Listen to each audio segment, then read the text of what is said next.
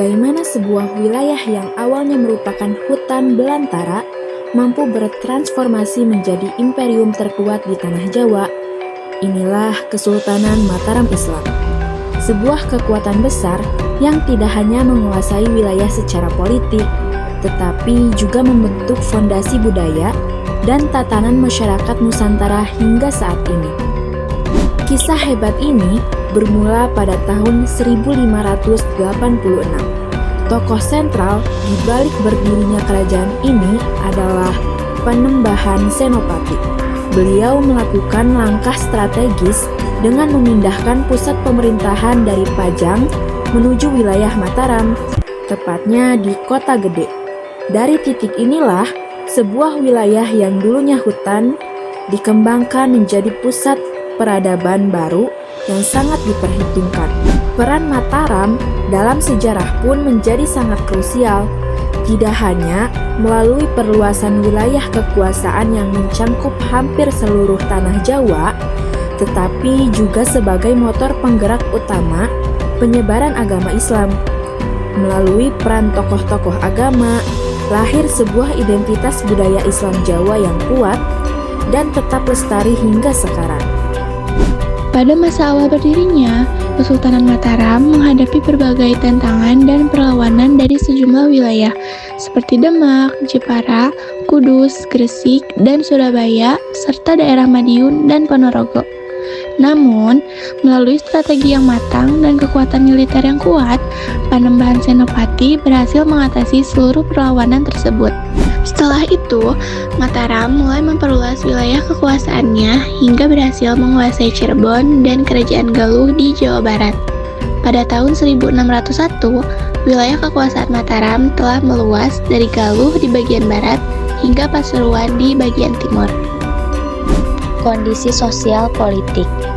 Yang pertama, pengganti Senopati setelah wafat adalah Mas Jolang atau Sedak Krapiak. Yang kedua, pemerintahannya kurang kuat. Dan yang ketiga, banyak pemberontakan dari daerah bawahan. Masa kejayaan Kesultanan Mataram terjadi pada masa pemerintahan Sultan Agung yang mulai berkuasa pada tahun 1613. Sultan Agung dikenal sebagai pemimpin yang kuat, ulet, dan berani. Ia memiliki cita-cita besar untuk menyatukan seluruh wilayah Pulau Jawa di bawah kekuasaan Mataram. Dalam upaya tersebut, Sultan Agung memperkuat sistem militer dengan melatih pasukan yang tangguh, baik secara fisik maupun mental. Hal ini menjadikan Mataram sebagai kerajaan yang besar dan disegani. Pada awal abad ke-17, tepatnya mulai tahun 1615, Kesultanan Mataram Islam memasuki era ekspansi besar-besaran di bawah kepemimpinan Sultan Agung. Ambisi untuk menyatukan tanah Jawa dimulai dengan serangan ke wilayah pesisir utara dan timur, mencakup Lasem, Tuban, hingga Madura.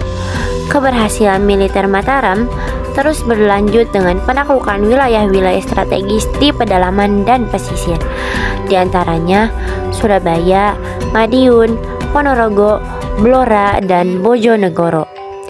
Puncak perlawanan terhadap kolonialisme terjadi pada tahun 1628 dan 1629. Sultan Agung memimpin langsung serangan besar-besaran menuju Batavia untuk menggempur pusat kedudukan VOC.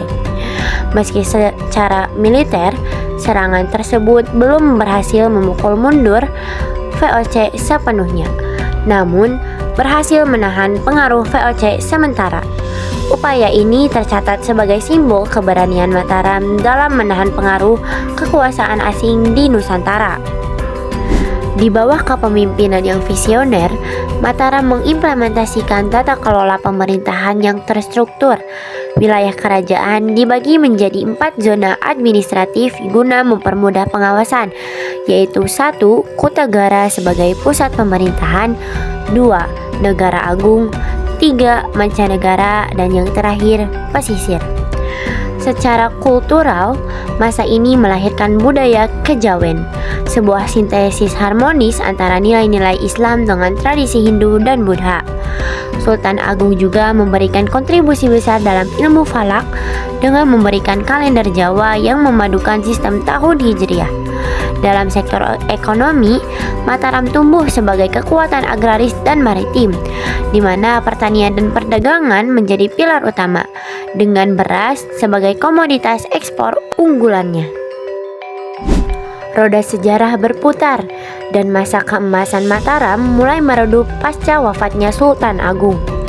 Kepemimpinannya beralih ke tangan Amangkurat I yang dikenal dengan gaya pemerintahan yang keras dan otoriter.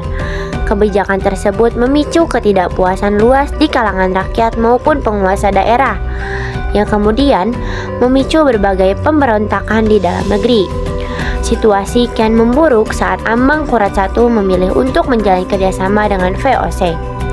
Aliansi ini justru menjadi bumerang yang melemahkan kedaulatan dan wibawa kerajaan di mata rakyatnya sendiri. Setelah Amangkurat I wafat di Tegal Arum pada tahun 1677, tampuk kekuasaan diteruskan oleh Amangkurat II. Namun, ketergantungannya sangat tinggi terhadap bantuan VOC membuat posisi Mataram semakin terjepit. Saat itulah pengaruh Belanda mulai masuk secara mendalam dan perlahan menguasai wilayah serta kebijakan internal Kesultanan Mataram Islam. Perpecahan Mataram. Meskipun sempat menjadi imperium yang sangat perkasa, konflik internal serta campur tangan VOC akhirnya membawa Mataram pada titik perpecahan. Melalui perjanjian Giyanti pada tahun 1755, kerajaan besar ini terbelah menjadi dua kekuatan, yaitu Kesultanan Yogyakarta dan Kesunanan Surakarta. Ketegangan tidak berhenti di sana, karena pada tahun 1757, Perjanjian Salatiga kembali membagi wilayah dengan berdirinya Mangkunegaran. Rangkaian peristiwa ini menjadi tanda berakhirnya era Mataram sebagai kerajaan tunggal yang berdaulat di tanah Jawa. Akhir Mataram. Sejak saat itu, Mataram resmi tidak lagi menjadi satu kesatuan yang utuh. Wilayah kekuasaannya terpecah menjadi 4 entitas politik yang berbeda, yakni Kesultanan Yogyakarta dan Kesunanan Surakarta sebagai pusat utama, diikuti oleh Mangkunegaran serta Pakualaman sebagai wilayah tambahan. Perpecahan ini menjadi penutup dari sejarah panjang sebuah kerajaan besar yang pernah menyatukan Nusantara di bawah panji Islam. Warisannya kini tetap hidup dan dapat kita saksikan melalui keberadaan keraton-keraton tersebut hingga hari ini. Sebagai kesimpulan, Kesultanan Mataram Islam bukan sekadar kerajaan yang menguasai wilayah, melainkan pusat peradaban yang berhasil menyatukan kekuatan politik dengan nilai-nilai spiritual. Meskipun perjalanan besarnya harus terbagi melalui perjanjian Giyanti dan Salatiga, warisan Mataram tetap hidup hingga detik ini. Mulai dari sistem budaya, tata kota, hingga filosofi hidup masyarakat Jawa. Semuanya merupakan jejak nyata dari kejayaan yang pernah dibangun di kota gede berabad-abad silam. Sejarah ini mengajarkan kita bahwa persatuan adalah kekuatan. Namun, kebijaksanaan dalam menghadapi perubahan adalah kunci untuk menjaga warisan tersebut tetap lestari. Terima kasih telah menyimak perjalanan sejarah ini. Sampai jumpa di materi selanjutnya.